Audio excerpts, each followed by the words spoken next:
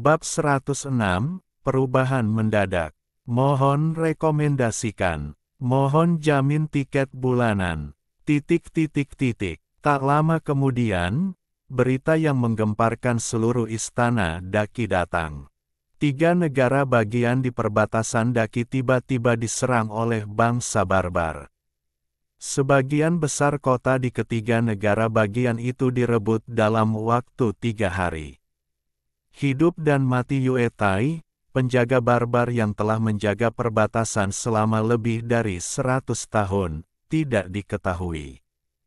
Pengawal pribadinya yang terdiri dari 300 prajurit pasca Natal musnah total. Untuk sementara waktu, seluruh istana terkejut.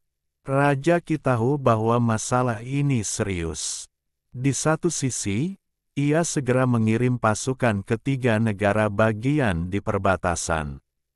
Di saat yang sama, ia juga mengirim utusan khusus untuk melaporkan berita invasi bangsa barbar ke 3 sekte Daki.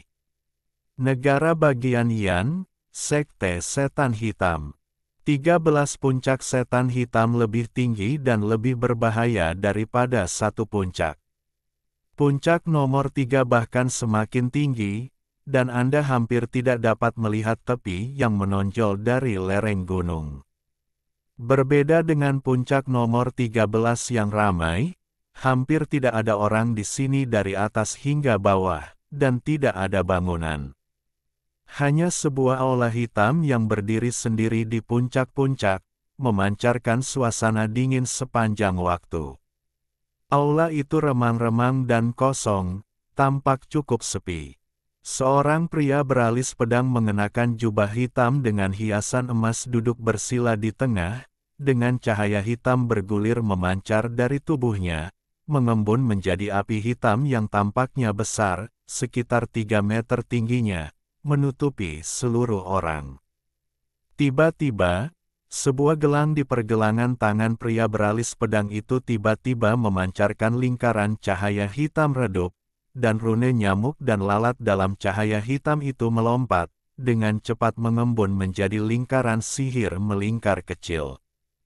Kekosongan di lingkaran sihir itu berkelebat, dan sepotong batu giok hitam seukuran telapak tangan muncul dari udara tipis. Pria parubaya beralis pedang itu tiba-tiba membuka matanya, mengulurkan tangan tanpa mengucapkan sepatah kata pun, mengambil sepotong batu giok hitam itu, dan menempelkannya di dahinya. Sesaat kemudian, ia mengangkat alisnya, dan cahaya hitam di tubuhnya menghilang sepenuhnya, lalu ia segera berdiri. Ia bergegas keluar. Hampir bersamaan, sebuah aula di gunung terdekat tiba-tiba terbuka, dan seorang cendekiawan Konfusianisme parubaya berjanggut hitam panjang keluar dengan wajah tegas. Ia juga memegang slip giok hitam di tangannya. Puncak gunung nomor 1 dikelilingi awan dan kabut, dan angin dingin menderu kencang. Gunung itu tertutup lapisan tipis salju sepanjang tahun. Di tengah hamparan putih yang luas, terdapat sebuah istana hitam megah yang sangat menarik perhatian. Seluruh istana dibangun dengan batu kristal sehitam langit malam. Istana itu terbagi menjadi 3 lantai, yang secara bertahap mengecil dari bawah ke atas. Di atas lantai 3 istana, terdapat sebuah benda bulat besar yang berputar perlahan, memancarkan semburan cahaya gelap sepanjang waktu, seolah-olah ada api hitam besar yang menyala di dalamnya. Hal itu menambah sedikit misteri pada seluruh istana. Di aula pertemuan di lantai pertama istana, terdapat lebih dari 20 kursi besar di kedua sisinya, yang pada dasarnya penuh saat ini, kecuali kursi utama di tengah. Tentu saja, hanya ketua dan wakil ketua sekte, ketua masing-masing puncak, dan para tetua yang memenuhi syarat untuk duduk di sini. Gu Hu, Ning Ping, dan Jin Xiaocha, yang pernah bertemu Simu dan yang lainnya hari itu, semuanya ada di sini. Namun, Para tokoh besar di sekte setan hitam memiliki ekspresi yang berbeda saat ini. Dari waktu ke waktu, ia melihat ke pintu samping di aula. Ada seseorang yang duduk di setiap sisi kursi utama, salah satunya adalah pria bernama Siesi, yang ditemui Simu di kitab suci hari itu. Ia mengenakan jubah Konfusianisme ungu dengan pola rune yang terlukis di atasnya. Ia memancarkan fluktuasi mana yang samar, dan di ibu jari kanannya terdapat cincin giok biru, dan ia memegang tongkat ungu yang terbuat dari bahan yang tidak diketahui. Sebuah kristal ungu bertatahkan di atas tongkat itu, dan cahaya listrik ungu menyala dari waktu ke waktu. Pria beralis pedang yang duduk di hadapannya tampak berusia 30-an, dengan mata tajam, tetapi pelipisnya agak kelabu, dan ia tampak seperti sedang mengalami perubahan hidup. Semua orang di aula samar-samar dipimpin oleh mereka berdua. Mereka terbagi menjadi dua bagian, kiri dan kanan, dan ada rasa konfrontasi di antara mereka.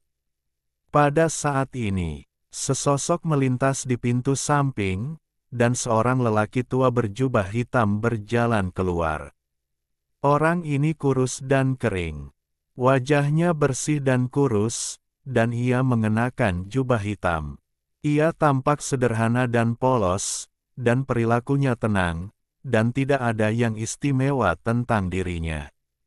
Namun, begitu orang ini masuk ke aula, semua orang di aula segera berdiri. Salam, Guru. Semua orang membungkuk bersamaan, dengan tatapan hormat. Sekarang adalah masa yang luar biasa, tidak perlu terlalu formal, duduklah. Pria tua berjubah hitam itu berkata dengan ringan, dan duduk di kursi utama. Semua orang duduk seperti yang diperintahkan. Kali ini, orang-orang barbar tiba-tiba menyerbu dalam skala besar. Hanya dalam beberapa hari, mereka telah menduduki 3 negara bagian di perbatasan Daki. Bahkan hidup dan mati Yuetai pun tidak diketahui. Diperkirakan dia dalam bahaya. Pria tua berjubah hitam itu berkata, langsung ke intinya tanpa berkata apa-apa. Semua orang yang hadir saling memandang dan terdiam beberapa saat. Adik muda Sie, Anda bertanggung jawab atas jalur komunikasi antara sekte dan dunia luar. Bagaimana situasi perang sekarang? Apakah sekte-sekte Daki mengambil tindakan? Pria tua berjubah hitam itu menatap pria bermarga Sie dan bertanya, Guru, kami tidak memiliki banyak mata-mata di 3 negara bagian perbatasan Daki, dan belum ada kabar spesifik yang diterima. Namun, ketiga sekte Daki telah berturut-turut mengirim murid ke perbatasan, dan dinasti Daki juga telah mengirimkan 300.000 pasukan ke 3 negara bagian untuk memberikan bantuan. Pria bermarga Sie itu duduk tegak dan berkata sambil membungkuk. Selain itu, saya telah menghubungi 3 sekte Daki. Begitu mereka mendapatkan informasi spesifik tentang orang-orang barbar itu, mereka akan segera mengirim pesan kepada saya.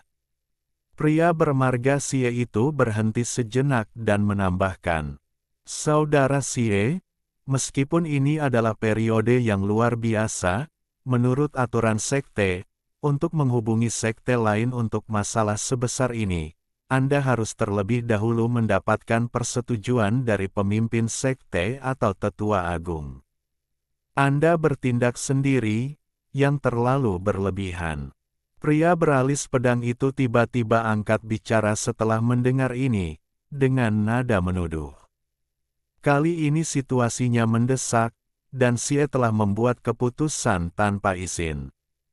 Memang dicurigai sebagai perebutan kekuasaan. Saya harap Tuan akan menghukum saya. Wajah Tuan Sie tidak berubah, dan ia membungkuk sedikit kepada pria tua berjubah hitam itu dan berkata, tidak apa-apa, Sekarang adalah periode yang luar biasa. Tidak ada yang salah dengan apa yang dilakukan saudara muda Xie. Pria tua berjubah hitam itu melambaikan tangannya. Tuan Xie mengangguk sedikit, sebagai ucapan terima kasih. Namun, secerca rasa dingin melintas di mata pria beralis pedang itu. Ia mendengus dan tidak berkata apa-apa lagi. Setahu saya, skala invasi barbar kali ini begitu besar dan cepat sehingga jarang terjadi dalam 100 tahun. Tujuannya masih belum diketahui. Kalian semua adalah tulang punggung sekte setan hitam kami. Bagaimana menurutmu? Pria tua berjubah hitam itu duduk di kursi, tatapannya menyapu semua orang di tangannya, dan bertanya. Tuan, menurut kesepakatan 7 sekte dari 3 negara kita, invasi barbar membahak. Yakan semua manusia di 3 negara kita. 7 sekte harus bergabung untuk melawan musuh yang sama. Saya pikir tugas yang paling mendesak adalah bertemu dengan 7 sekte lainnya sesegera mungkin, mengumpulkan kekuatan sekte, dan bergegas ke daki untuk melawan invasi barbar. Pria bermarga Xie itu segera berkata, suaranya nyaring dan kuat. Begitu ia selesai berbicara, 7 atau 8 master puncak dan tetua menanggapi dan menggemakannya. Pemimpin sekte setan hitam mengangguk perlahan, tampak menyetujui usulan pria bermarga Xie. Tuan, meskipun ketujuh sekte kita sudah sepakat, kurasa kita tidak perlu segera mengirim bala bantuan ke daki, kata pria beralis setajam pedang itu tiba-tiba. Begitu, kata-kata itu terucap, semua orang di aula meliriknya. Wajah pria bermarga Xie di seberangnya memucat, dan tepat saat ia hendak berbicara, pemimpin sekte setan hitam mengangkat tangannya sedikit, menghentikannya bicara. Kenapa kau berkata begitu, adik muda Feng? Kau bisa saja mengatakannya, kata lelaki tua berjubah hitam itu. Seperti yang baru saja dikatakan kakak ketua, tujuan invasi barbar kali ini tidak jelas. Mungkin mereka hanya mencoba menjarah persediaan dan orang-orang seperti sebelumnya. Aku tidak bermaksud menolak bantuan, tetapi lebih baik menunda sebentar dan melihat apa yang terjadi. Biarkan 3 sekte daki melawan barbar terlebih dahulu dan menguji kekuatan mereka sebelum mengambil keputusan. Pria dengan alis setajam pedang dan mata emas itu mencibir ketika mengatakan ini. Juga, kakak ketua, apakah kau lupa bahwa 5 tahun yang lalu, barbar menyerbu Kabupaten Sangkue di negara Yan kita dan menerobos beberapa kota dalam lebih dari 10 hari. Pada akhirnya, sekte iblis hitam dan sekte Feng Huoku yang bergabung untuk mengusir mereka. 3 sekte daki tidak mengirim banyak orang untuk bala bantuan. Pria bermata emas itu berkata dengan dingin. Begitu, kata-kata ini keluar, keheningan menyelimuti aula, dan beberapa orang mengangguk setuju. Pemimpin sekte iblis hitam memasang ekspresi kosong di wajahnya, dan jari-jarinya mengetuk pelan pegangan kursi, seolah tersentuh oleh kata-kata pria beralis pedang itu. Tuan, saat itu hanya suku barbar kecil yang menyerbu, dan 2 sekte dari negeri yang sudah lebih dari cukup untuk menghadapinya. Situasi saat ini sangat berbeda dari 5 tahun yang lalu. Suku barbar kali ini begitu kejam, saya khawatir mereka sudah merencanakannya sejak lama. Kalau tidak, bagaimana mungkin kota Xinghe bisa hancur dalam semalam?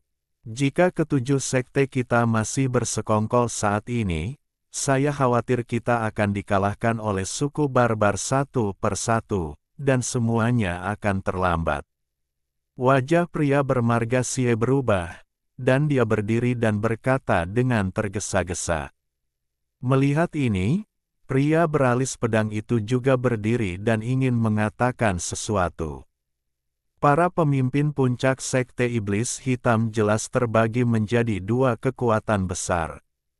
Satu pihak dipimpin oleh pria bermarga Xie, dan yang lainnya dipimpin oleh pria beralis pedang Feng Kongzi. Kedua belah pihak bertarung secara terbuka dan diam-diam, dan hal itu telah lama menjadi masalah umum di sekte tersebut. Baiklah, kalian berdua tidak perlu bertarung lagi, mari kita lihat apa pendapat orang lain. Pemimpin sekte iblis hitam sedikit mengernyit dan melambaikan tangannya. Pria bermarga Xie dan Feng Kongzi saling memandang, mendengus berat, dan duduk terpisah. Pada saat ini, terdengar langkah kaki tergesa-gesa dari luar aula, dan seorang pria parubaya berjubah hitam melangkah masuk, dan berkata dengan keras dengan ekspresi panik. Sesuatu yang buruk telah terjadi. Tetua Agung Huo Yao dari Sekte Xuanwu dan Tetua Agung Tingkat Bumi Gong Sunyu dari Sekte Tianyin sedang dalam masalah. Petik 2. Apa yang terjadi? Ceritakan perlahan padaku. Pemimpin Sekte Iblis Hitam terkejut dan segera berdiri. Semua orang juga terkejut.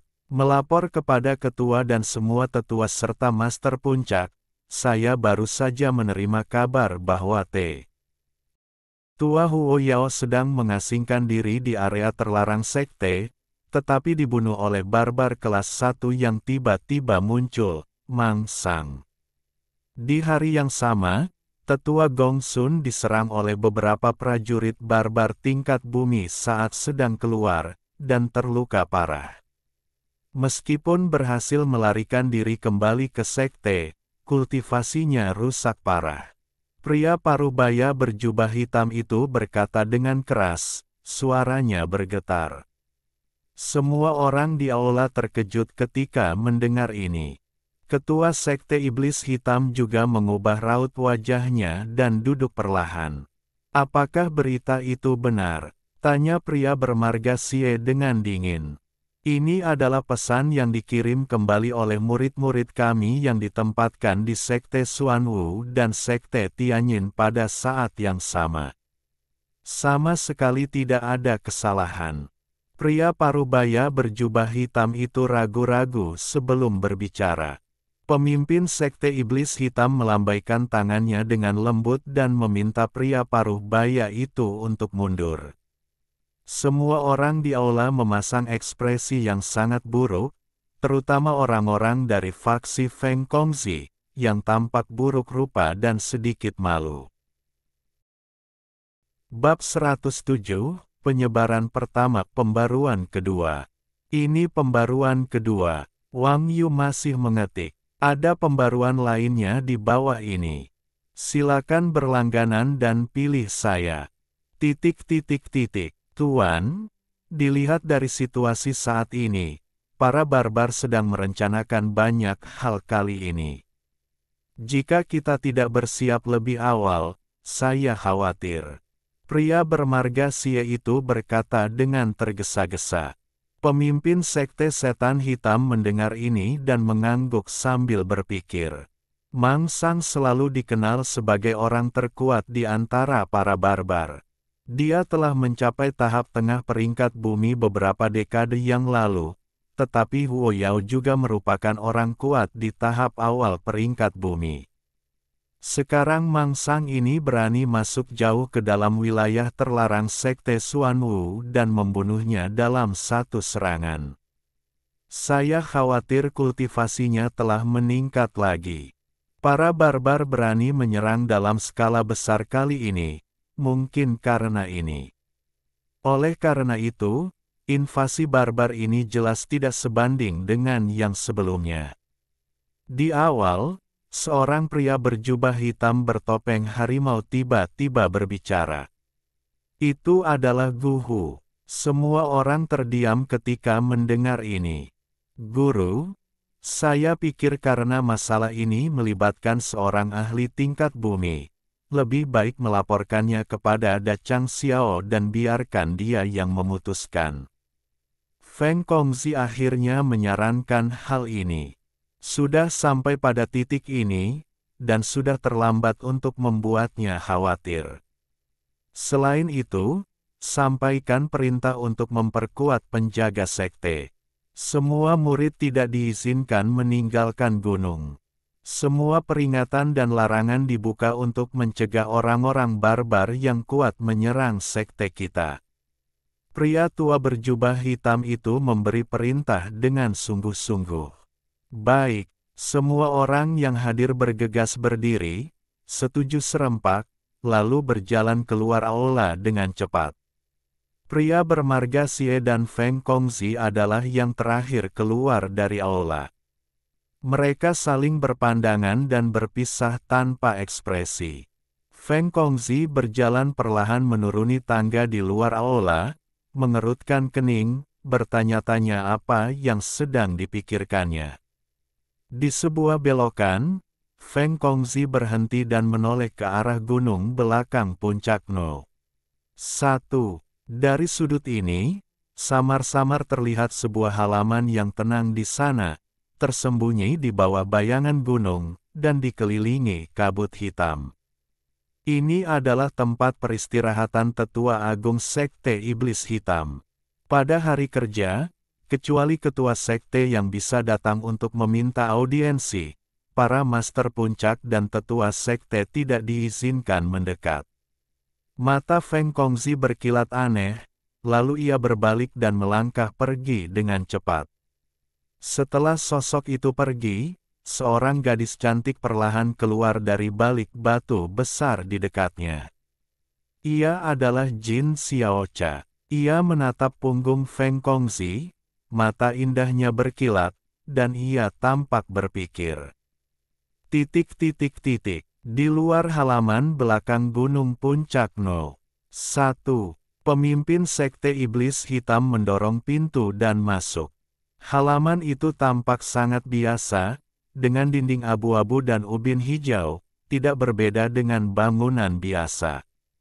Satu-satunya hal yang istimewa adalah adanya sebuah altar kecil di tengah halaman. Tingginya hanya sekitar 3 meter. Sebuah bola api hitam menyala di atas altar, menimbulkan suara berderak pelan.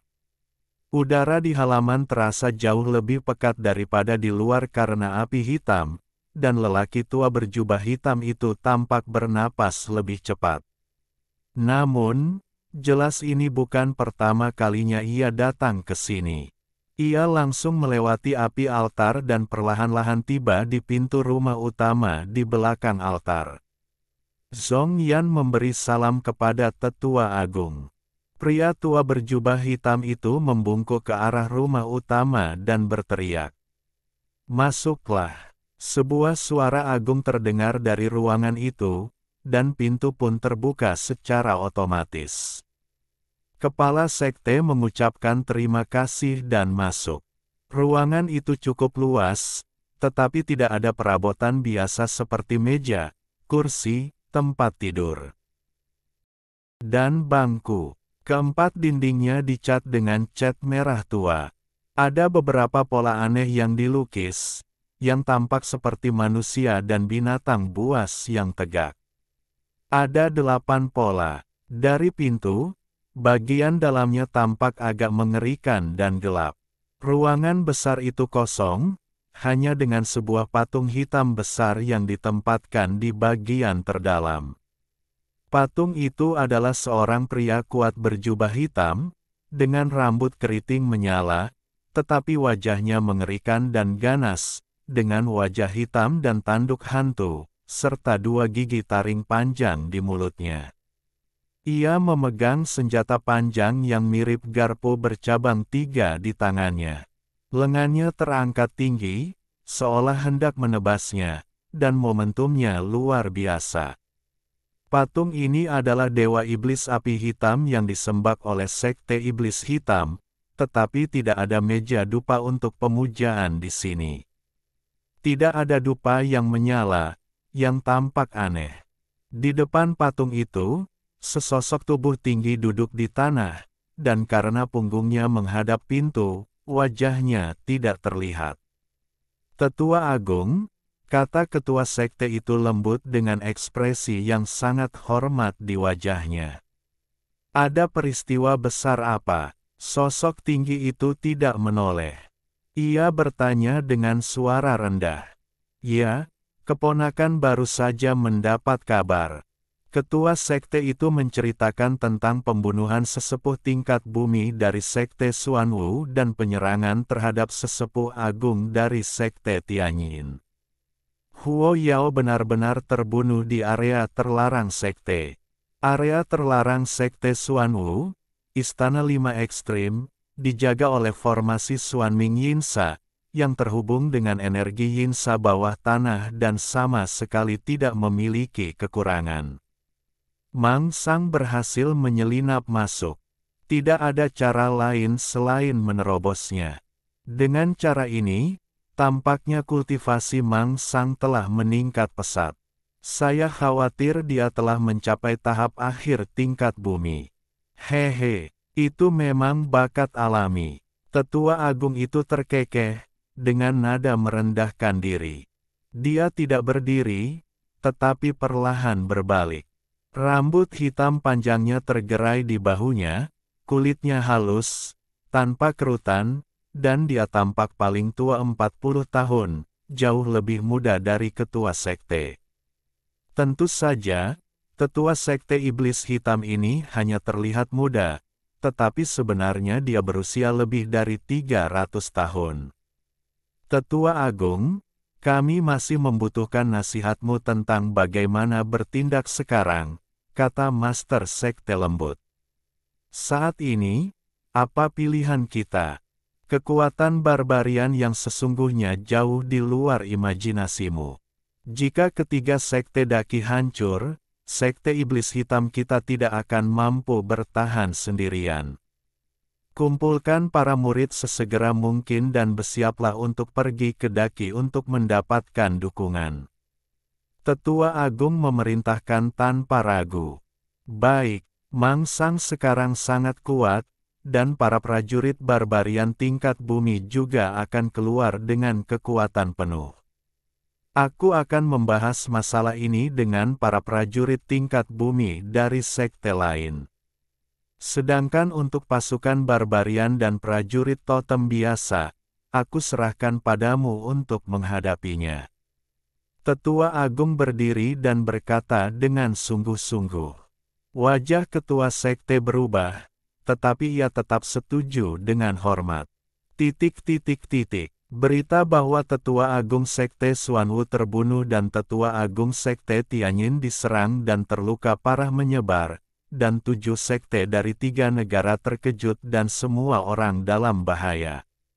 Pada saat ini, 3 sekte, yaitu 1 istana, 2 gerbang, dan 3 sekte, sepenuhnya memahami situasi dan segera mulai membahas aliansi untuk bersama-sama melawan invasi bangsa barbar. Di sekte iblis hitam, entah mengapa, para petinggi tidak mengumumkan invasi bangsa barbar tersebut. Namun, para murid tingkat A dan beberapa murid tingkat B mengetahui berita tersebut dari berbagai saluran dan seolah-olah mereka sedang menghadapi musuh besar. Para murid tingkat C di bawah masih belum menyadarinya dan masih antusias mempersiapkan kompetisi akhir tahun.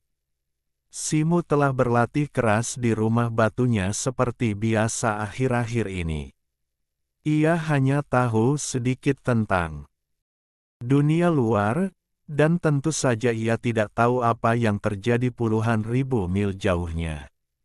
Selama periode ini, selain terus berlatih seni surgawi prajna dan seni kondensasi jiwa, ia sesekali menerima beberapa tugas untuk membuat jimat. Ia sangat sibuk setiap hari, tetapi ia juga menerima banyak perak dan sumber daya lainnya. Setelah periode akumulasi, ia akhirnya mengumpulkan semua bahan yang dibutuhkan untuk susunan pemanggilan Master Jiwa. Hari itu, pintu rumah batu Simu tertutup rapat, bahkan jendelanya pun tertutup rapat. Dari luar, tak seorang pun bisa melihat apa yang terjadi di dalam. Situasi ini telah berlangsung selama beberapa hari dan menarik perhatian banyak orang. Namun, karena Simu sudah terkenal di antara murid-murid baru, tak seorang pun berani mengganggunya. Di dalam rumah batu, Simu berdiri, dan cahaya keemasan samar di matanya meredup. Ia memegang pena sihir hitam di tangannya, wajahnya penuh kelelahan, tetapi sorot matanya penuh kesungguhan. Pada saat itu, sebuah lingkaran sihir segi 8 berukuran sekitar 3 meter terukir di tanah di depannya. Rune-rune yang membentuk lingkaran sihir itu sangat berbeda dari rune yang pernah dipelajari Simu sebelumnya. Rune-rune ini tampak sangat aneh, sangat mirip dengan beberapa hieroglif kuno. Beberapa rune aneh ini tampak seperti ternak, beberapa tampak seperti burung terbang, dan beberapa sama sekali tak terlihat, seolah-olah merupakan grafiti aneh, tetapi semuanya terhubung satu sama lain dengan cara yang sangat alami. 4 atau 5 kristal abu-abu dan hitam bertatahkan di beberapa titik lingkaran sihir, berkelap-kelip samar dan memancarkan napas dingin. Kristal-kristal ini adalah batu spiritual atribut ruang dan batu spiritual atribut yin, yang lebih langka dan lebih berharga daripada kristal 5 elemen. Sebagian besar uang yang ia hasilkan selama periode ini dihabiskan untuk ini. Simu menghela napas panjang, menyimpan pena ajaib di tangannya, dan melafalkan beberapa mantra dengan wajah serius. Seluruh susunan sihir tiba-tiba memancarkan cahaya hitam redup. Melihat ini, wajah Simu menjadi rileks. Ini adalah pertama kalinya ia menyusun susunan sihir. Tingkat kesulitan susunan sihir memang sangat berbeda dengan jimat. Butuh waktu 3 hari, dan baru hari ini ia berhasil menyelesaikannya tanpa bahaya. Simu duduk bersila di tanah, mengeluarkan pil peningkat spiritual dengan sedikit rasa sakit, dan menelannya. Setelah menarik napas panjang dan pendek beberapa kali, ia tiba-tiba membuka matanya, menekan satu tangan pada susunan sihir, dan kekuatan sihir di tubuhnya mengalir ke dalam susunan sihir. Bersamaan dengan itu, ia mulai merapal mantra, dan tangan satunya dengan cepat menjentikkan jari beberapa kali. Cahaya hitam berkelebat dan jatuh ke berbagai bagian lingkaran sihir, dan beberapa batu spiritual yang tertanam di lingkaran sihir tiba-tiba memancarkan cahaya yang menyilaukan. Kemudian, cahaya hitam yang dipancarkan oleh formasi pemanggil tiba-tiba menyala, mulai dari telapak tangan Simu, satu demi satu rune menyala, dan cahaya yang dipancarkan saling bertautan.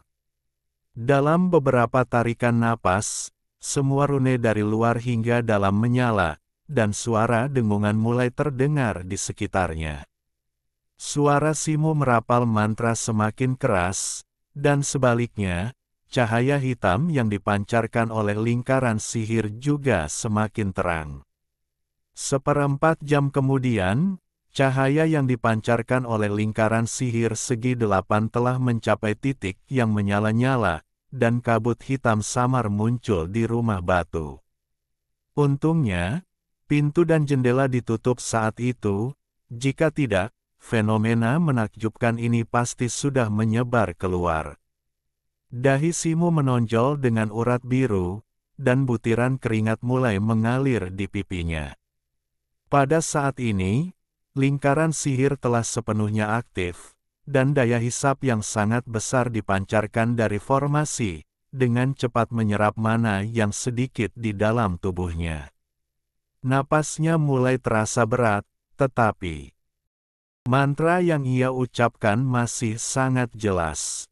Kekosongan di tengah lingkaran sihir bergerak, dan bola asap abu-abu kehitaman perlahan muncul, dan napas kematian menyebar darinya.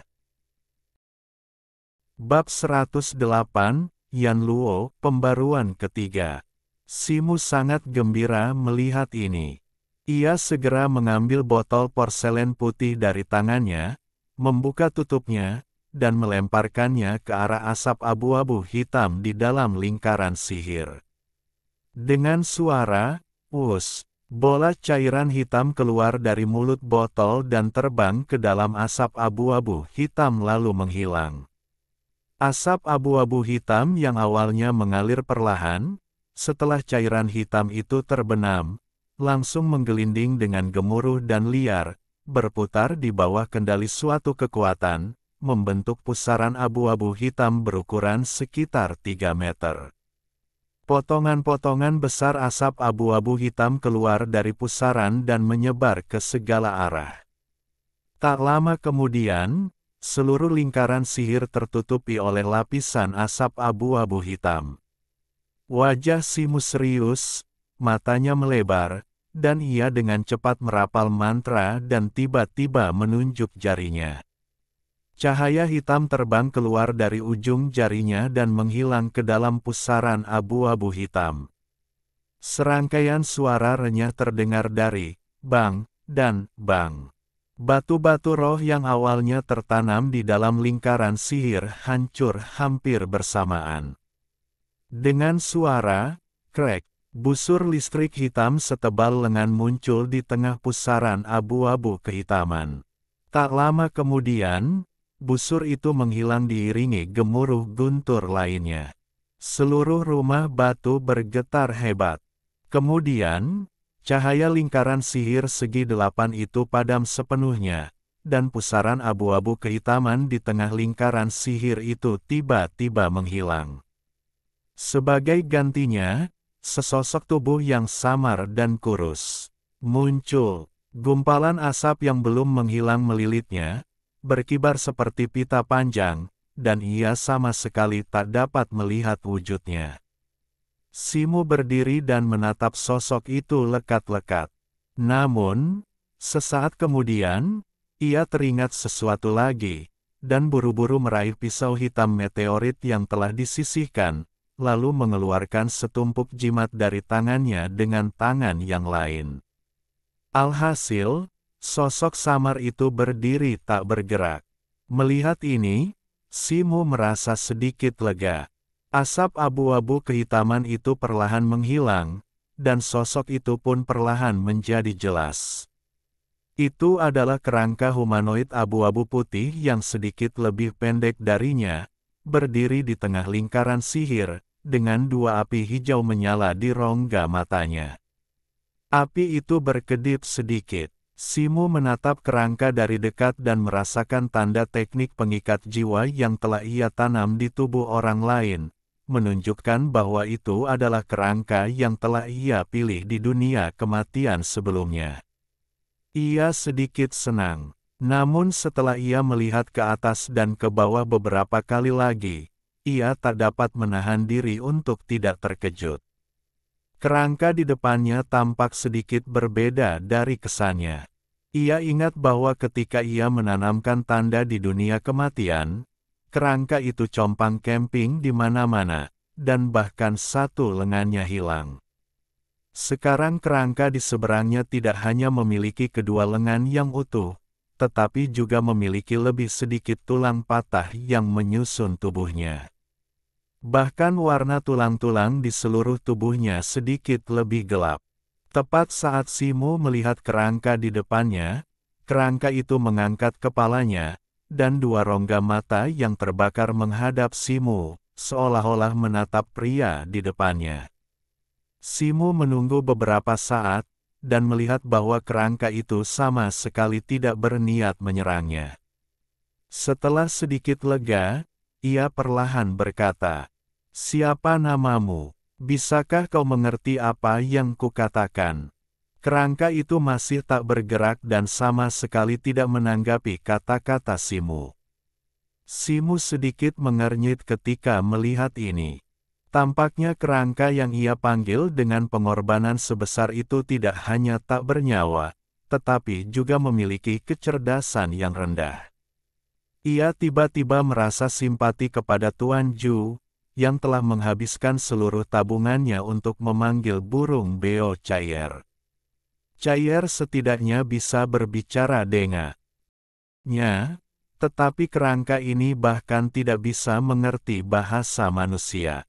Saat Simu berpikir, api hijau di rongga mata kerangka itu melonjak, dan ia mengangguk perlahan. Simu awalnya tertegun, lalu gembira, dan buru-buru berkata, "Maju 2 langkah." Api hijau di mata kerangka itu menyala 2 kali, dan setelah beberapa saat, ia tampaknya mengerti arti kata-kata Simu. Ia maju 2 langkah dengan langkah terhuyung-huyung. Reaksi ini terlalu lambat. Simu terdiam saat melihat ini. "Duduk," perintahnya ragu-ragu lagi. Kerangka itu menggelengkan kepalanya, dan setelah beberapa saat, ia duduk di tanah seperti yang diperintahkan. Terdengar suara derit tulang bergesekan. Simu akhirnya menunjukkan sedikit kepuasan di wajahnya. Meskipun kerangka ini agak bodoh, ia jujur. "Kau tahu, ia belum menandatangani kontrak perbudakan sungguhan dengannya. Dengar baik-baik, aku memanggilmu ke sini, dan mulai sekarang aku adalah tuanmu. Sekarang aku akan membuat kontrak pemanggilan di tubuhmu, dan kau tidak perlu melawan." Simu berkata perlahan sambil berjalan mendekati kerangka itu, diam-diam berjaga-jaga terhadap serangan dan luka mendadak kerangka itu. Mata kerangka itu berkilat api hijau, tanpa ada kelainan. Simu mengerutkan kening, lalu ia merasa lega. Mungkin karena paragraf ini terlalu panjang. Meskipun ia sengaja memperlambat bicaranya, dengan kebijaksanaan kerangka ini, ia takut ia masih belum bisa memahaminya. Ia tak punya kesabaran untuk menjelaskan terlalu banyak kepada kerangka itu, jadi ia mengulurkan tangannya untuk menekan kepala kerangka itu, dan menggumamkan sesuatu dengan cepat. Tiba-tiba, seberkas cahaya hitam memancar dari telapak tangannya. Api hijau di mata kerangka itu meredup 2 kali, dan tubuhnya tak bergerak, membiarkan cahaya hitam dari telapak tangan Simu menembus tengkoraknya dan berubah menjadi rune hitam. Seberkas kesadaran Simu juga menyatu dengan api jiwa kerangka itu bersama dengan formula kontrak, dan tak lama kemudian keduanya menjadi tak terlihat.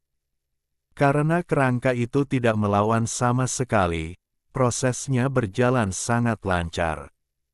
Wajah Simu melunak, dan ia benar-benar lega bisa menarik lengannya. Dengan selesainya kontrak, kerangka ini kini benar-benar menjadi hewan peliharaan spiritualnya. Selanjutnya, Simu membiarkan kerangka itu bergerak dan menyerangnya sesuka hati. Meskipun hasilnya sudah diduga, ia tetap sedikit kecewa. Kerangka ini tampaknya tidak memiliki kemampuan khusus, tetapi kecepatan serangannya sangat cepat, dan kekuatannya hanya setara dengan seniman bela diri biasa pada tingkat penempaan tubuh ke-7 atau ke-8. "Lupakan saja, kau kembali dulu. Jika perlu, aku akan memanggilmu. Selain itu, saat kau muncul, kau akan dikelilingi asap seperti ikat pinggang, jadi aku akan memanggilmu Yan Luo mulai sekarang." Simu merasa kerangka ini tidak terlalu berguna, dan akhirnya menghela napas dan memberi perintah. Kedua roh itu memiliki hubungan kontrak, dan kerangka itu tampaknya lebih cepat memahami kata-kata Simu, dan mengangguk cepat. Memelihara hewan peliharaan roh dari dunia lain di dunia ini menghabiskan energi mental pemanggil. Simu telah menghabiskan banyak energi untuk membuat lingkaran sihir. Setelah pertukaran dan mantra ini, kesadarannya sudah sangat terkuras. Ia melambaikan tangannya, dan dengan sebuah pikiran, asap abu-abu kehitaman muncul di sekitar kerangka itu, dan sosoknya perlahan menghilang dalam kabut. Hati-hati, jangan sampai terbunuh di dunia orang mati. Sebelum kerangka itu menghilang, suara terakhir Simu terdengar samar-samar.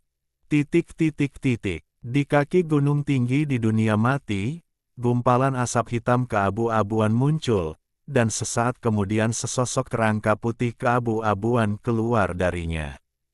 Ia adalah Yan Luo, yang baru saja dipanggil oleh Simu. Ia berdiri tak bergerak, tampak sedikit linglung. Api hijau berkelap-kelip di rongga mata Yan Luo, dan sebuah rune hitam samar-samar muncul di api jiwa, yang terhubung dengan tempat yang jauh. Energi samar namun dingin terpancar dari rune itu dalam aliran yang tak berujung, samar-samar membuatnya merasa sangat nyaman, dan pikirannya tampak lebih fleksibel daripada sebelumnya. Yan Luo berdiri di sana sejenak, melihat sekeliling beberapa kali, dan berjalan menuju kejauhan. Entah apakah itu karena rune hitam di api jiwa, gerakan Yan Luo tampak lebih cepat dari sebelumnya. Ia berjalan maju sejenak, dan tiba-tiba terdengar suara langkah kaki, klik dari depan. Tak jauh di depan, sesosok kerangka putih pucat terhuyung ke arahnya, dengan dua kunang-kunang hijau samar berkelap-kelip di rongga matanya. Kerangka adalah salah satu makhluk tingkat terendah dan paling banyak jumlahnya di dunia kematian. Ada beberapa pasukan kematian di sekitar gunung tinggi ini. Ketika mereka tidak dipanggil oleh pemimpin tingkat tinggi, banyak kerangka akan berkeliaran tanpa tujuan, tetapi karena beberapa batasan, mereka tidak akan keluar dari jangkauan tertentu. Kerangka pucat di sisi berlawanan juga menemukan keberadaan Yan Luo, tetapi tidak bereaksi sama sekali.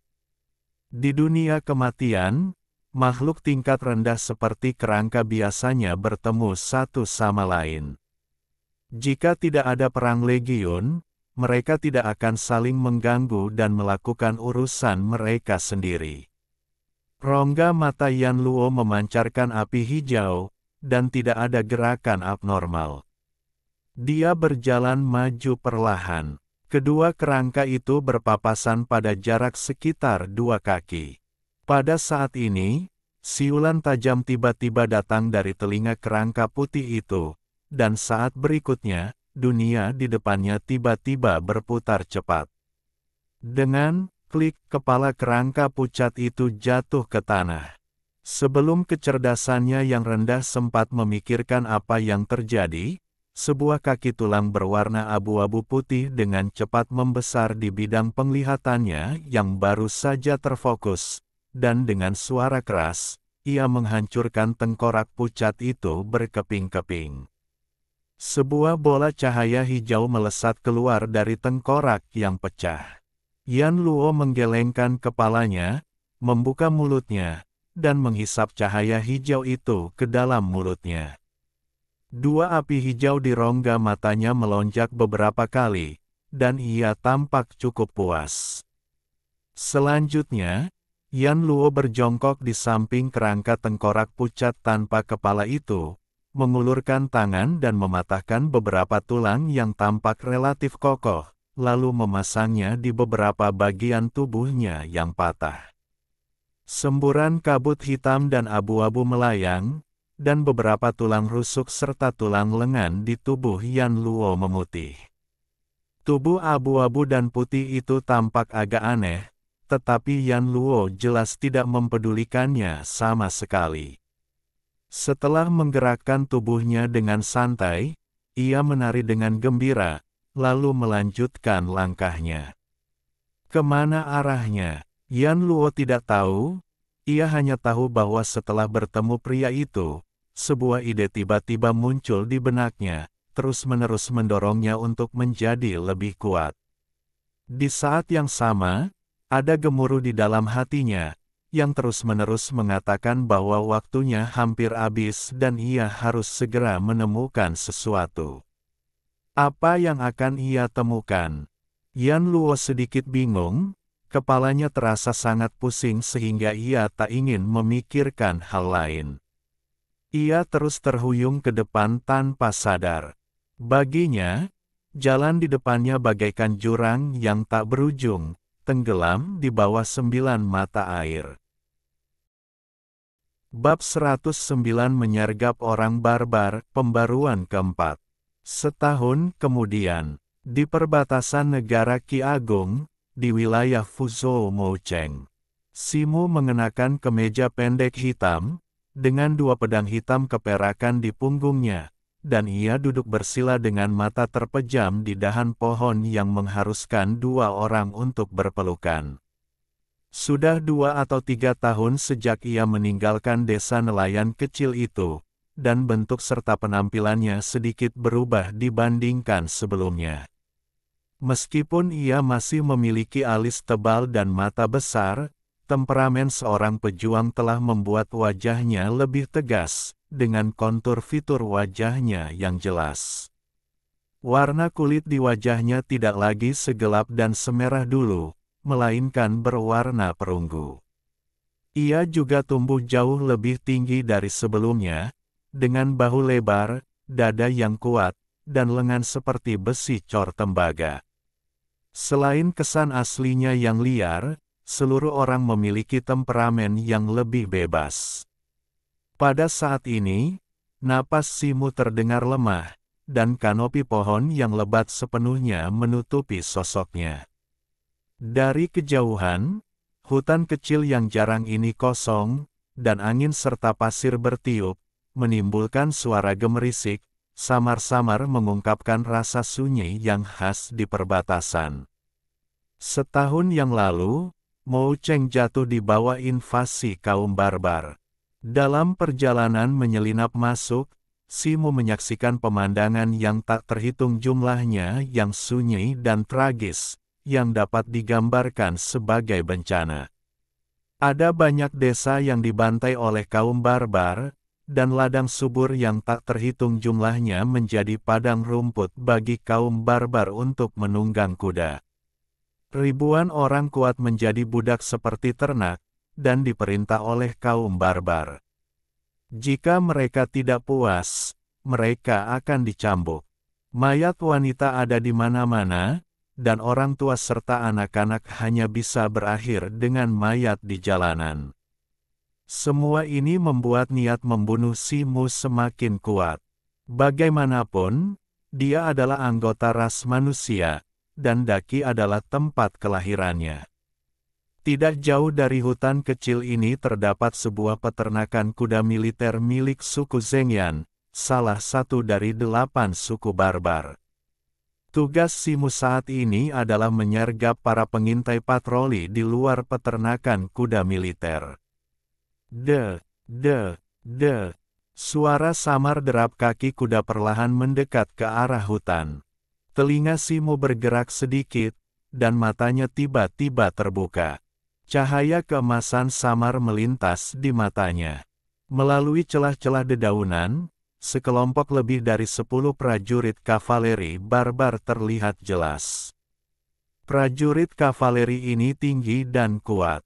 Masing-masing dari mereka hampir 3 meter tingginya, dengan tombak tulang di punggung dan kapak batu tergantung di pinggang. Mereka tegap dan kuat, bahkan kuda perang yang mereka tunggangi jauh lebih tinggi dan lebih kuat daripada kuda biasa. Hal ini tidak mengherankan, bagaimana mungkin kuda biasa mampu menahan tubuh dan senjata berat para barbar. Pemimpinnya adalah seorang barbar muda yang sangat kuat. Tangan kanannya, yang lebih tebal dari paha Simu, dengan mudah mengangkat gada yang panjangnya sekitar 3 meter dan tampak sangat berat. Ada tato singa hijau yang mengaum di dadanya. Beberapa informasi terlintas di benak Simu dengan cepat. Para pemimpin tim patroli umum bangsa barbar semuanya adalah prajurit totem yang terlatih, dan kekuatan mereka mungkin hampir sama dengan prajurit terlatih umat manusia.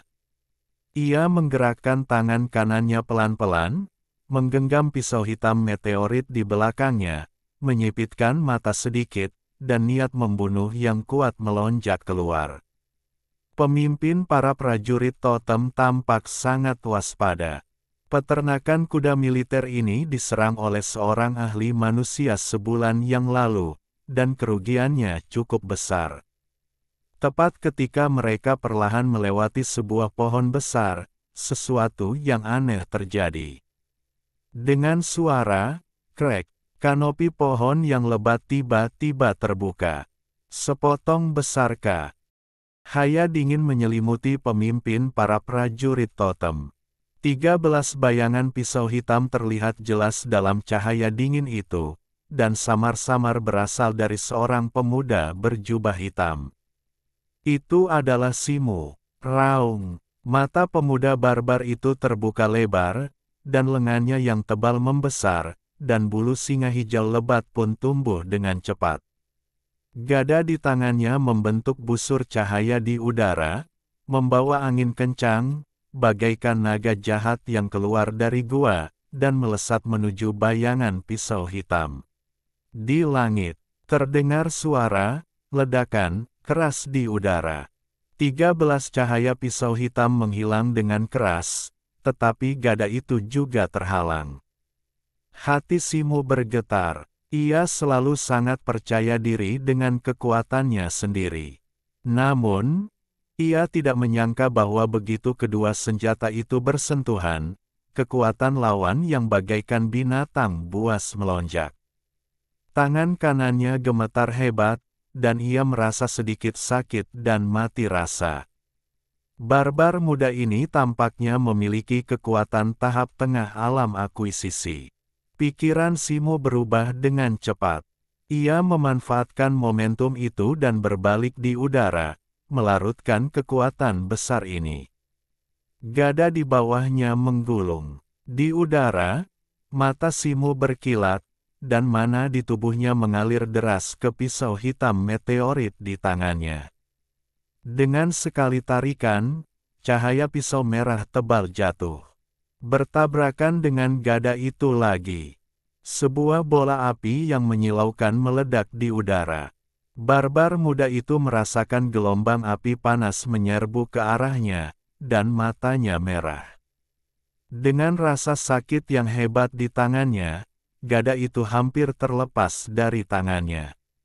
Meskipun kuda perang yang ditungganginya kokoh, ia tidak dapat menahan dua serangan dahsyat Simu dari atas, dan keempat kaki kudanya langsung patah. Barbar muda itu jatuh dan berdiri lagi, mencoba memegang gada di dadanya. Simu jatuh di bawah pohon, lengan kanannya mati rasa dan lemah, tetapi tangan kirinya telah terjepit mantra aneh, bibirnya bergerak sedikit, dan tiba-tiba membuka mulutnya. Sebuah bola gas putih kecil melesat keluar seperti anak panah. Itu begitu dekat, dan barbar muda itu tidak bisa melihat, bagaimana mungkin ia menghindarinya. Dengan suara embusan, gas putih itu langsung melewati gada dan melesat ke dadanya. Dengan ledakan, bagian atas tubuhnya tiba-tiba terhempas menjadi hujan darah oleh ledakan gas, dan sebuah kepala dengan rambut kepang berguling ke samping. Semua ini terasa lama, tetapi sebenarnya hanya sekejap mata. Belasan prajurit barbar melihat pemimpin mereka terbunuh dalam sekejap, dan mereka terkejut lalu melemparkan tombak tulang mereka ke arah Simu. Terdengar desisan keras. Belasan tombak tulang bersiul, dan meskipun Simu berusaha sekuat tenaga untuk menghindar, lengan kanannya masih terluka oleh luka berdarah seukuran telapak tangan. Memanfaatkan momen ini, belasan prajurit barbar yang terlatih menghunus kapak batu dari pinggang mereka, mengepung Simu, dan meraung. Setelah Simu mencibir, pisau hitam meteorit di tangannya bergerak seperti angin, dan seberkas cahaya pisau hitam besar memantul, membawa hawa dingin, menyapu ke arah mereka. Meskipun prajurit barbar biasa ini sekuat banteng dan tak kenal takut akan kematian, mereka bukanlah tandingan Simu, seorang prajurit pasca Natal. Setelah beberapa tarikan napas, lebih dari selusin prajurit barbar semuanya jatuh ke genangan darah, dengan anggota tubuh dan lengan patah di mana-mana, dan tidak ada tubuh yang utuh. Wajah Simu sedikit lega, dan cahaya hitam berkilat, lalu pisau hitam meteorit itu dimasukkan ke dalam sarung hitam di belakangnya. Kemudian, ia dengan cepat berjalan ke tubuh prajurit totem barbar muda yang tak lengkap itu, berjongkok dan mencari, dan segera menemukan sebuah prasasti tulang bertatahkan perak khusus di pinggangnya, yang di atasnya tertulis beberapa baris teks dengan huruf aneh seperti cacing tanah. Wajah Simu tampak gembira, dan ia meletakkan prasasti tulang itu di lengannya. Setelah melakukan semua ini, ia tidak tinggal diam, melainkan berbalik cepat dan pergi ke dalam hutan, menuju ke arah barat laut, dan sosoknya segera menghilang. Setengah jam kemudian, sekelompok kavaleri barbar lain lewat di dekatnya. Jumlahnya jauh lebih besar, sekitar 100 orang. Pemimpinnya adalah seorang barbar parubaya yang jauh lebih tinggi dan lebih lebar daripada barbar biasa, dan tampak seperti beruang coklat. Ia memiliki 2 kapak baja besar seukuran manusia dewasa biasa, yang disilangkan di belakang punggungnya. Melihat pemandangan tragis api penyucian di bawah hutan, wajah para barbar berubah drastis, dan mereka semua menghunus senjata, tampak seolah-olah sedang menghadapi musuh besar. Barbar parubaya itu berbalik dan melompat dari kudanya. Ia melihat sekeliling dan berjalan cepat ke tubuh prajurit totem muda yang hanya tersisa separuh tubuhnya. Alisnya berkedut beberapa kali, dan wajahnya sudah pucat pasi. Totem singa barbar, apakah ini prajurit Uro? Barbar lain yang sangat tinggi datang, matanya tertuju pada perut setengah tubuh yang tergeletak di tanah, wajahnya muram. Lumayan. Barbar parubaya itu meludahkan 2 kata di sela-sela giginya. Uro dan barbar parubaya itu berasal dari suku yang sama, dan tampaknya mereka memiliki hubungan darah. Barbar jangkung itu tahu apa yang harus dilakukan dan tidak mengatakan apa-apa lagi. Ras manusia terlalu arogan. Mereka telah membunuh prajurit kita satu demi satu di depan mata kita. Dalam beberapa bulan terakhir, kita telah kehilangan lebih dari 20 orang, kata barbar parubaya itu dengan penuh kebencian. Seharusnya ras manusia telah menyergap para pembunuh di sekitar sini, khususnya mengincar prajurit yang sendirian. Masalah ini harus segera dilaporkan kepada komandan, dan pencarian besar-besaran di area ini harus dilakukan. Barbar jangkung itu terdiam beberapa saat dan berkata, "Kita akan mengajukan permohonan bersama, dan komandan pasti akan menyetujuinya. Wu Luo adalah prajurit totem termuda dari suku Wuhuo kita. Aku harus membunuh pembunuh itu dengan tanganku sendiri dan menggunakan kepalanya sebagai korban darah untuk Wu Luo." Barbar parubaya itu mengatakan ini, dan wajahnya penuh dengan niat membunuh. Saat ini, pembunuh yang disebutkannya telah tiba puluhan mil jauhnya, di dekat hutan yang diselimuti kabut.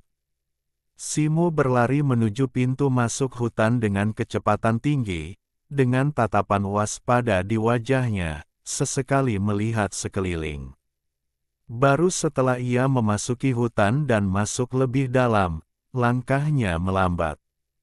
Ia menyentuh kartu domino di tangannya dan mendesah dalam hati.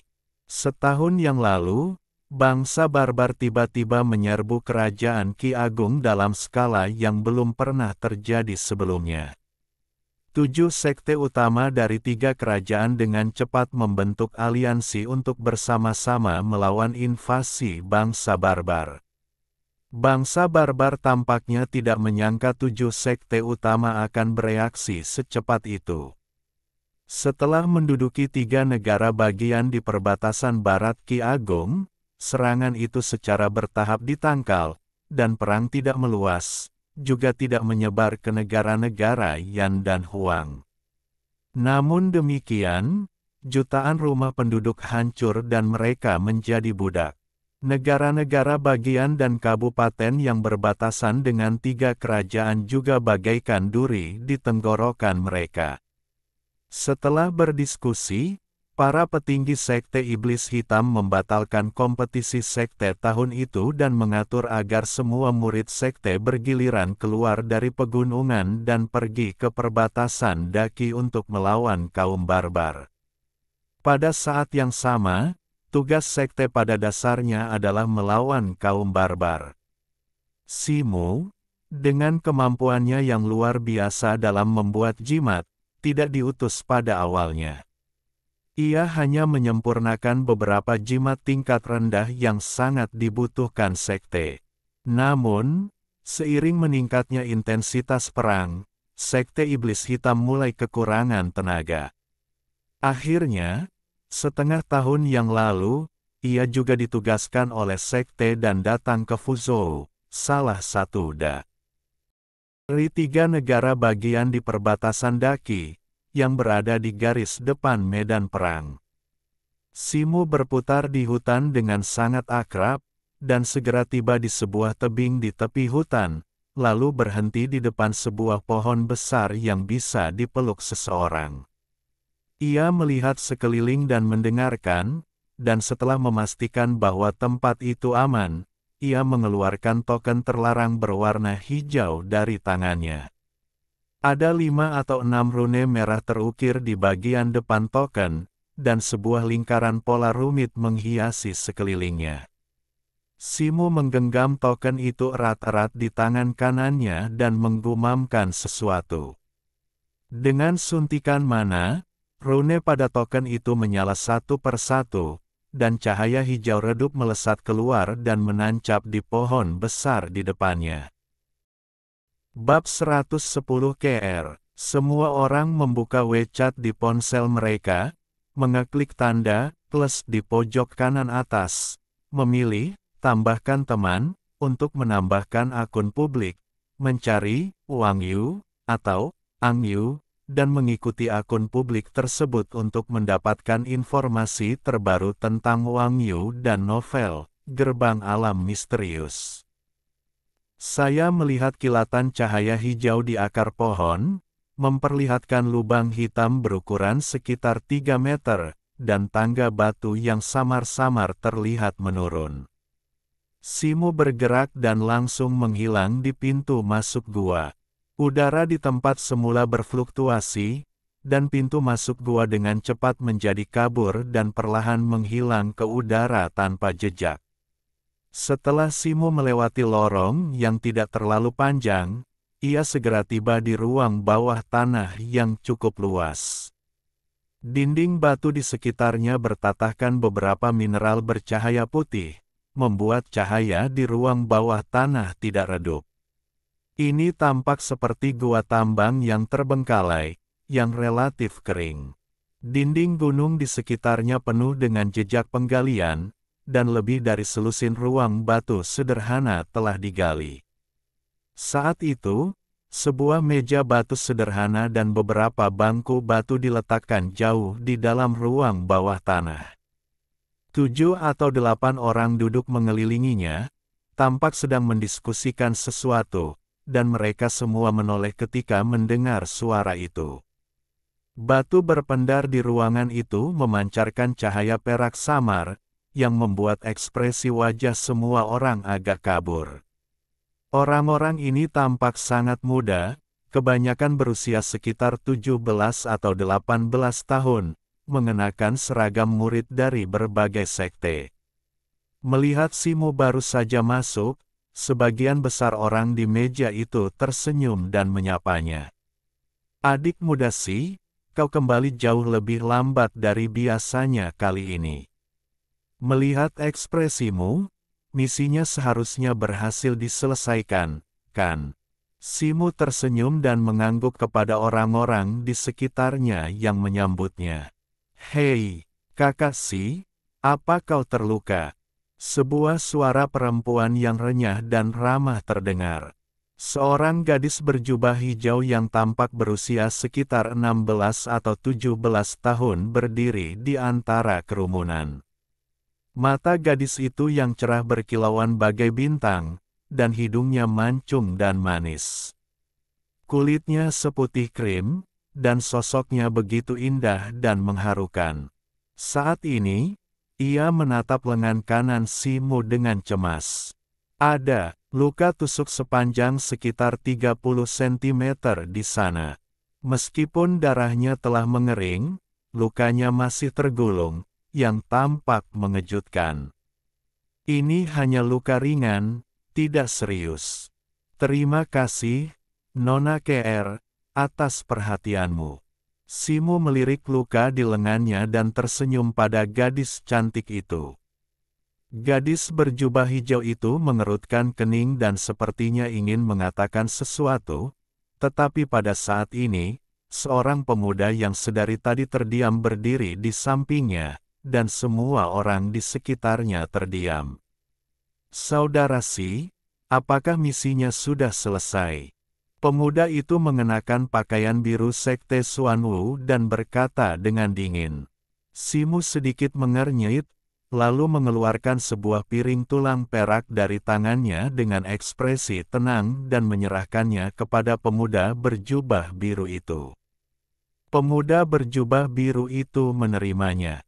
Setelah memeriksanya berulang kali, ia mengeluarkan sebuah piring giok putih seukuran kaki dari tubuhnya, lalu mengeluarkan sebuah tongkat pendek perak dan mengetukkannya ke piring giok tersebut.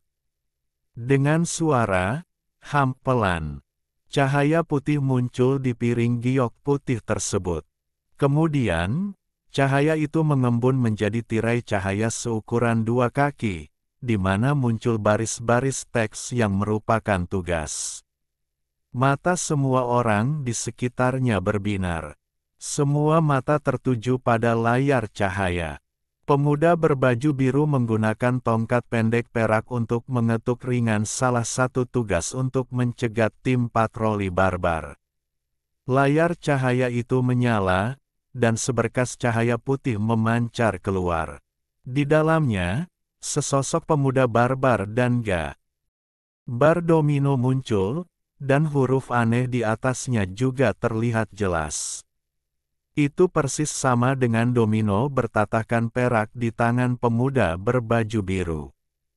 Pemuda berbaju biru dengan hati-hati membandingkannya dengan gambar domino beberapa kali, matanya sedikit berkedut, lalu mengangguk acuh tak acuh, melantunkan mantra, dan mengetuk tongkat perak di tangannya ke layar cahaya lagi. Layar cahaya menyala, dan misi intersepsi menghilang dari layar cahaya. Si Mu mengeluarkan token hitam seukuran telapak tangan dari tangannya dan melemparkannya kepada pemuda berbaju biru. Namanya tertulis di salah satu sisi token, dan rune seperti awan terukir di tepi sisi lainnya, dan angka perak, 452, muncul di tengahnya. Wajah pemuda berbaju biru itu muram, tetapi ia tidak mengatakan apa-apa, dan mengetuk token Si Mu dengan tongkat pendek perak di tangannya. Semburan cahaya perak menyala, dan angka pada token Si Mu bertambah 20, menjadi 472. Cahaya hitam berkelebat di antara keduanya, dan token identitas itu dilempar kembali oleh pemuda berbaju biru. Si Mu menangkap token itu dengan santai, tanpa memandang pemuda berbaju biru itu, mengangguk sedikit kepada yang lain, dan berbalik untuk berjalan menuju ruang batu. Ngomong-ngomong, setahun setelah perang barbar dimulai, selain beberapa konfrontasi langsung berskala besar antara 3 dinasti dan pasukan barbar, aliansi manusia yang dipimpin oleh 7 sekte juga telah bertempur dalam 3 pertempuran dahsyat dengan 8 barbar. Akibatnya, setelah pertempuran ketiga, kedua belah pihak mengalami luka serius pada master tingkat bumi dan beberapa master bawaan gugur.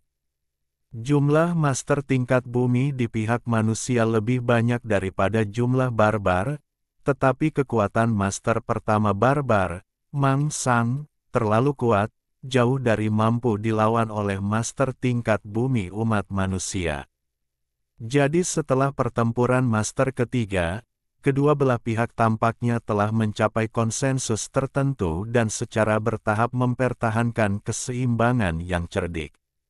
Untuk sementara waktu, semua master di atas tingkat bawaan di kedua belah pihak tidak lagi mengambil tindakan dengan mudah, tetapi membiarkan master yang diperoleh menjadi kekuatan utama pertempuran saat ini. Umat manusia mengirimkan sejumlah besar prajurit pasca kelahiran ketiga negara yang diduduki oleh kaum barbar, terus-menerus mengganggu benteng-benteng penting lawan, atau membunuh prajurit totem kaum barbar, perlahan-lahan menguras kekuatan lawan. Kaum barbar pun sama. Untuk sementara waktu, tidak ada perang besar antara kedua belah pihak, tetapi perang-perang kecil terus berlanjut setiap hari. Agar dapat melawan invasi kaum barbar secara lebih efektif, aliansi 7 faksi utama memobilisasi antusiasme para pengikut masing-masing faksi. Para pemimpin tertinggi masing-masing faksi mencapai konsensus yang belum pernah terjadi sebelumnya, mengintegrasikan sumber daya masing-masing faksi, dan membentuk sistem tugas dan poin prestasi aliansi. Selanjutnya, para pemimpin tertinggi aliansi secara seragam mengalokasikan para pengikut dari berbagai faksi untuk membentuk tim, menugaskan berbagai tugas, dan bekerja sama dengan pasukan Istana Tiga Kerajaan untuk melawan invasi kaum barbar. Setelah menyelesaikan tugas aliansi, Anda bisa mendapatkan poin prestasi sebagai hadiah, yang dapat ditukarkan dengan sejumlah sumber daya kultivasi di beberapa benteng besar aliansi manusia atau berbagai sekte. Tugas yang diberikan aliansi itu sulit dan mudah, tetapi Simu dan orang-orangnya ditugaskan di garis depan pertempuran dan masuk jauh ke dalam posisi barbar, yang tak diragukan lagi merupakan jenis yang paling berbahaya. Ini bukan karena ada yang secara khusus menargetkan Simu. Sebaliknya, aliansi memberikan perintah mati kepada para muridnya untuk melawan barbar.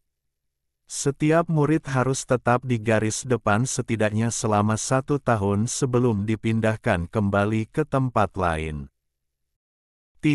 Tambang di sini adalah pangkalan rahasia di garis depan. Sekarang ada lebih dari selusin murid dari berbagai sekte berkumpul di sini, dan basis kultivasi mereka semuanya berada di sekitar tahap awal dan tengah alam akuisisi. Mereka adalah pasukan yang sangat elit, dan kebanyakan dari mereka melakukan tugas-tugas berbahaya seperti membunuh prajurit barbar dan menyelidiki musuh. Pemuda berbaju biru itu bernama Bai Yuxiu, seorang murid inti sekte Xuanwu. Dia memiliki basis kultivasi tertinggi di antara mereka semua, dan telah mencapai tahap akhir alam akuisisi. Tentu saja, dia dipilih oleh aliansi sebagai pemimpin. Hanya saja orang ini dan Simu tidak saling menyukai. Hubungan mereka sangat dingin. Adapun gadis berjubah hijau, namanya KR, dia adalah murid penyihir atribut kayu dari sekte Miaoyin. Dia ahli dalam mantra penyembuhan atribut kayu dan merupakan salah satu dari 2 penyihir di markas ini. Selain itu, dia sangat cantik dan sangat populer di kalangan murid laki-laki di markas. KR dan Simu sama-sama penyihir, jadi wajar saja jika mereka memiliki lebih banyak topik umum di hari kerja. Selain itu, Simu selalu mengkhawatirkan Zhong Xiu yang bergabung dengan sekte Miaoyin, dan bersedia berinisiatif untuk berkomunikasi dengannya. Karena itu, hubungan keduanya selalu baik. Saudara Si, tunggu sebentar, biarkan aku melihat lukamu. Pada saat ini, KR mengejarnya dan berinisiatif untuk memegang lengan kanan Simu yang terluka tanpa ragu. Perhatikan lebih dekat. Di meja batu, Bai Yuxiu sedikit tidak senang ketika melihat ini.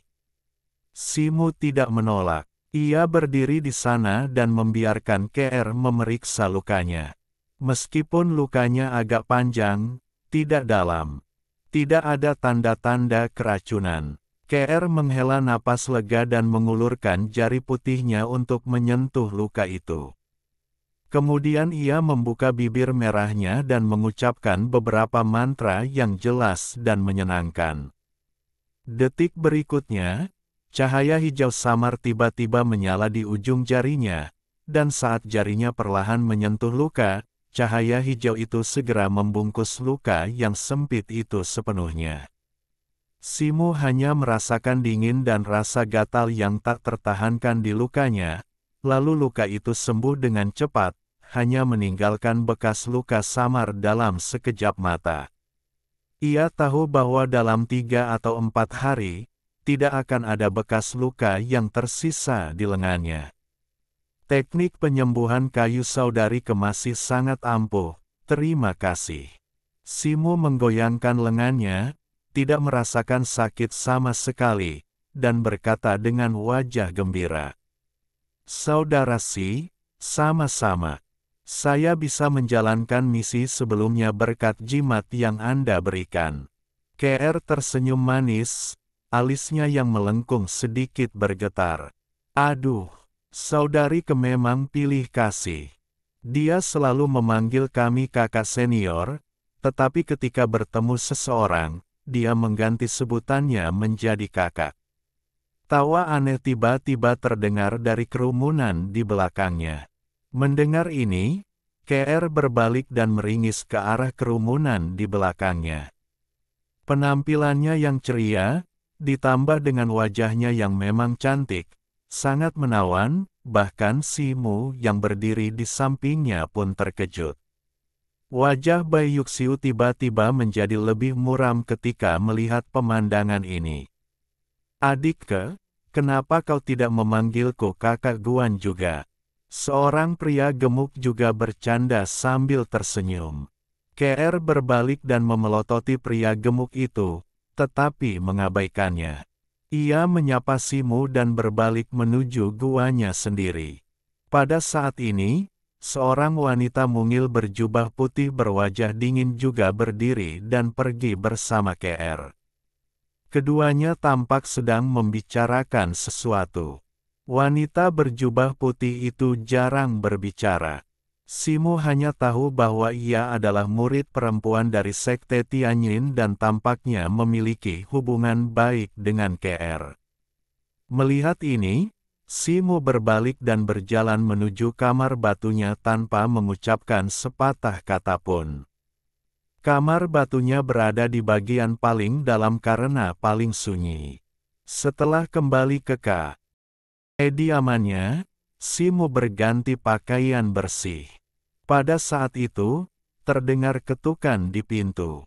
Simu mengerutkan kening dan pergi untuk membuka pintu. Namun, seorang pendeta Tao muda dengan pedang di punggungnya berdiri di pintu. Saudara muda Si, kau baru saja kembali dari misi.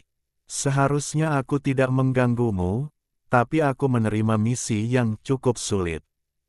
Aku perlu memperbaiki jimat baju sirah emas untuk keadaan darurat. Pendeta Tao muda dengan pedang di punggungnya berkata dengan sedikit malu. Saudara Qin, silakan, bawa bahan-bahannya. Simu mempersilakan pendeta Tao muda itu duduk di meja batu di ruangan itu dan berkata sambil tersenyum. Dialah satu-satunya pembuat jimat di benteng ini, jauh di belakang garis musuh.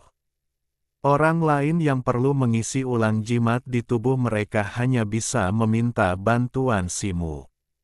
Oleh karena itu, statusnya di benteng cukup transenden, dan kebanyakan orang cukup sopan kepadanya. Lagi pula, di medan perang, terkadang jimat saja sudah cukup untuk menentukan hidup atau mati.